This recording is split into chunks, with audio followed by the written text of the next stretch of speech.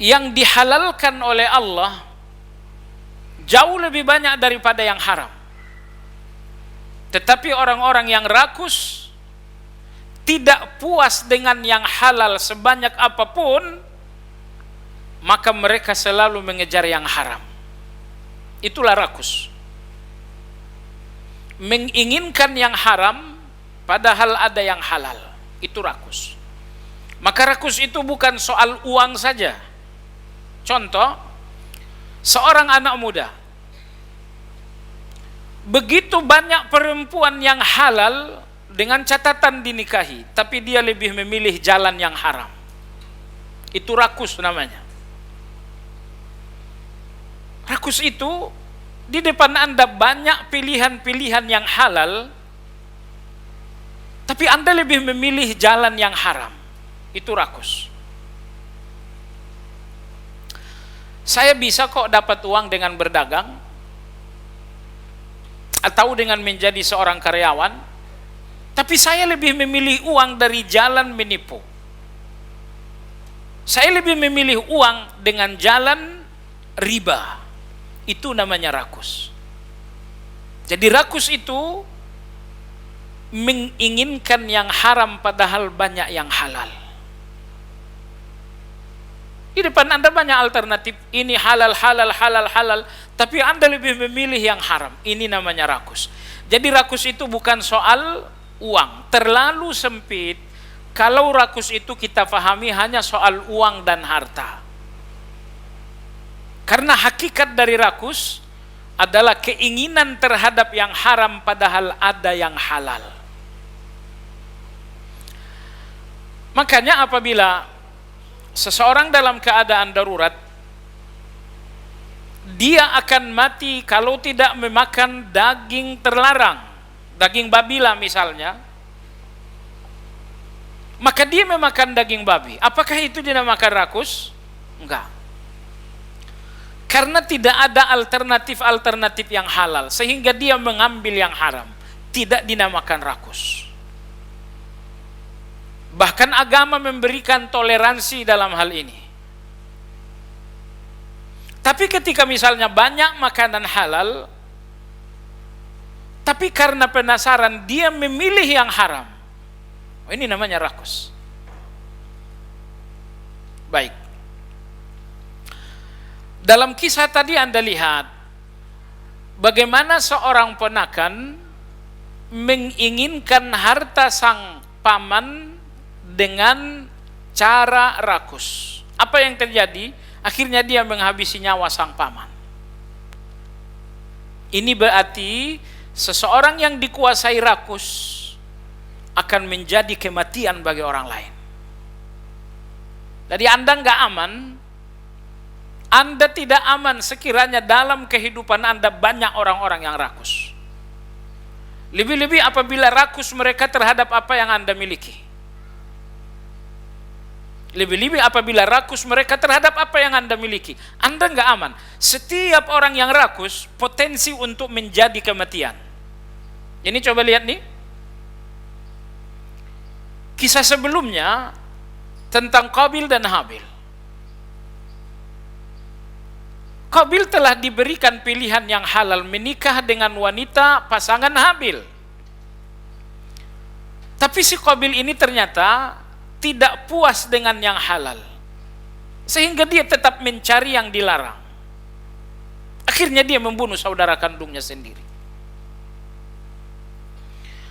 Maka hati-hatilah di dunia pergaulan, pastikan bahwa orang-orang yang ada dalam lingkungan hidup Anda semuanya adalah orang-orang yang berhati bersih. Begitu Anda melihat kawan, melihat seorang teman berhati busuk, orangnya serakah, orangnya ambisius, jauhi. Orang seperti ini berbahaya. Jadi manusia menjadi garang, menjadi buas kalau sampai hatinya dikuasai oleh rakus. Ada satu hadis, Imam Ibn Rajab rahimahullah menuliskan satu buku khusus untuk mensyarah dan menjelaskan hadis ini.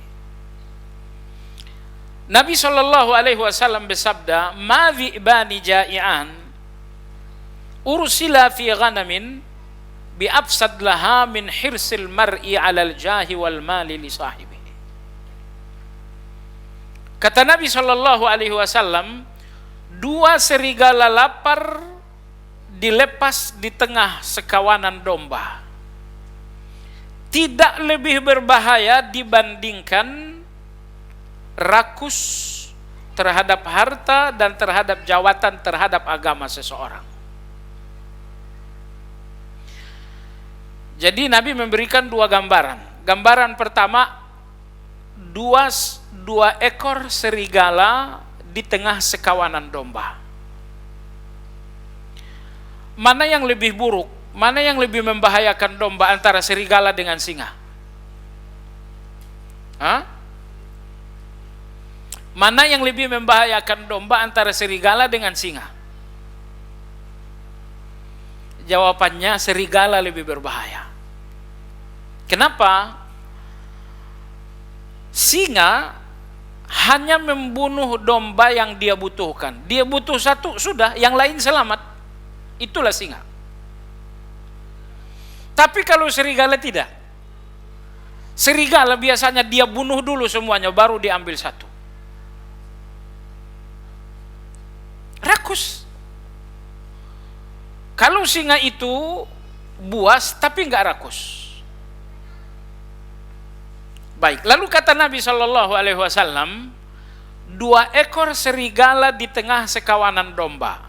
Ini satu gambaran. Gambaran yang kedua, agama seseorang berhadapan dengan rakus harta dan jabatan. Rakus harta dan jabatan. Pertanyaannya, mana yang lebih berbahaya? Dua serigala terhadap kambing atau ambisi harta dan jabatan terhadap agama? Mana yang lebih berbahaya? Jadi Nabi kita memberikan gambaran, agama bagaikan kambing.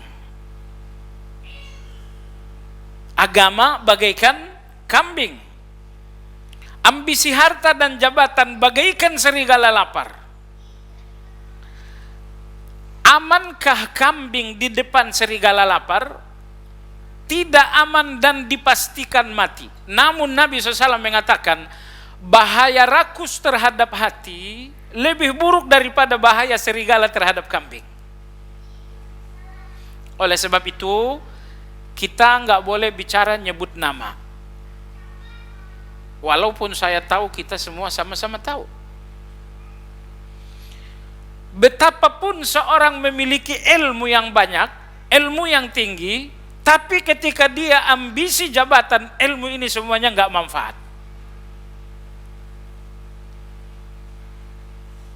Mestinya dengan ilmu yang banyak, dia menjadi orang yang saleh.